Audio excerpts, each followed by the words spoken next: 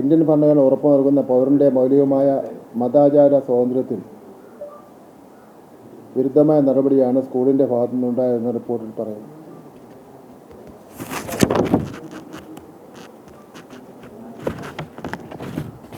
സംഭവത്തിൻ്റെ അടിസ്ഥാനത്തിൽ വിദ്യാർത്ഥിനിക്ക് മതവിശ്വാസത്തിൻ്റെ ഭാഗമായ ശിരോവസ്ത്രം ധരിച്ച് സ്കൂളിൽ തുടർ പഠനം നടത്താൻ സ്കൂൾ അനുമതി നൽകണം.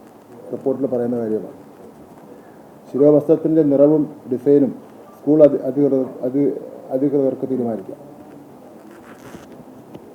വിദ്യാർത്ഥിനിക്കും രക്ഷിതാക്കൾക്കും ഉണ്ടായ മാനസിക വിഷമങ്ങൾ പൂർണ്ണമായി പരിഹരിച്ച് ഇത് സംബന്ധിച്ചുള്ള റിപ്പോർട്ട് 2025 ഒക്ടോബർ മാസം 15 രാവിലെ 11 മണിക്ക് മുൻപായി സമർപ്പിക്കാൻ സ്കൂൾ പ്രിൻസിപ്പാളിനും മാനേജർക്കും കർശന നിർദ്ദേശം നൽകിയിട്ടുണ്ട്. മതേതര മൂല്യങ്ങൾ ഉയർത്തിപ്പിടിക്കുന്ന കേരളത്തിൽ ഒരു വിദ്യാർത്ഥിക്കും ഇത്തരം ദുരനുഭവങ്ങൾ ഉണ്ടാകാൻ പാടില്ല. ഭരണഘടനാപരമായ അവകാശങ്ങൾ ലംഘിക്കാൻ ഒരു വിദ്യാഭ്യാസ സ്ഥാപനത്തെ അനുവദിക്കില്ല. സർക്കാർ ഈ വിഷയത്തിൽ തുടർന്നും ജാഗ്രത പുലർത്തും.